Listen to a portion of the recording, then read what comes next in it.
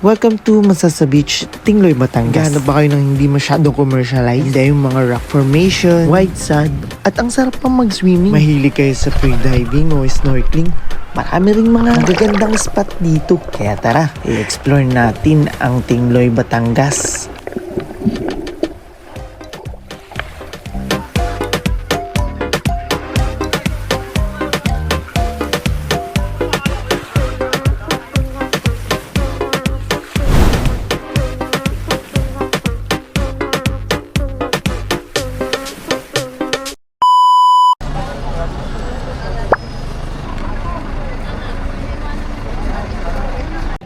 So we're here guys at Mabini Port and sobrang daming tao.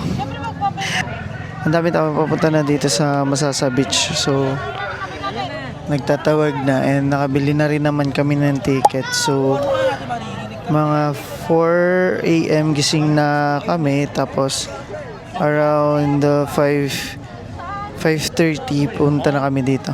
Pero taga dito rin naman kami, kaya for sure, ayan. So, mamaya kita-kits na lang tayo sa Masasa Beach sa Tingloy. Yan.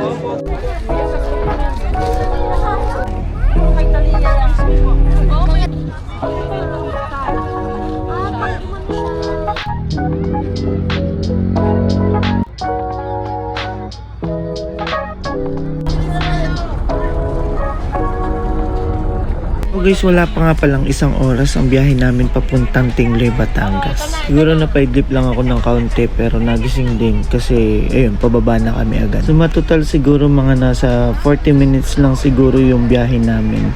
Sobrang bilis din.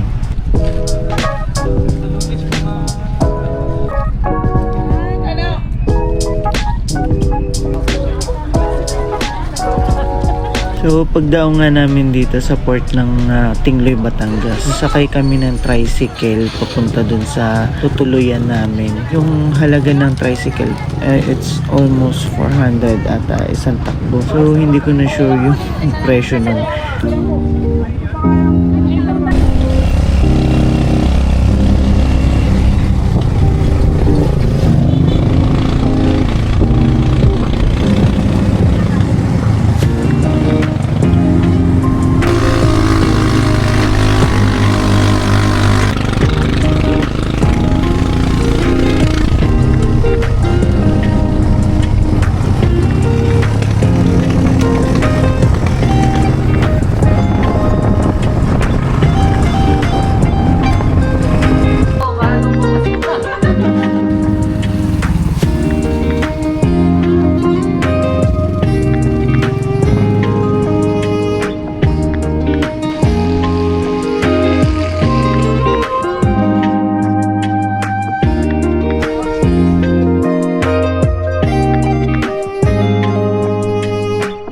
So guys, wala naman ako may recommend ng mga transient po tutuluyan, pero marami online kayo makikita dun guys. So yung aming tinirhan naman is dun sa aming kakilala lang, and super discount yun kasi hindi ko na alam kung magkano talaga yung aming binayaran doon sa totoo. So yung pagbe-beach naman dito ay wala namang bayad. Ang pinakabayad nito ay dun mismo sa entrance, kung saan sa pagbaba mo ng port, dun yung pinakambayad nila. Sama na din dun yung environmental. So yung aming tinitirhan papunta dun sa pinakang beach ng Masasa ay medyo malayo-layo pa, kaya amin munang nilakad na. Simula dun siguro mga 20 minutes. Wala naman 20 minutes. Grabe naman ka-OA.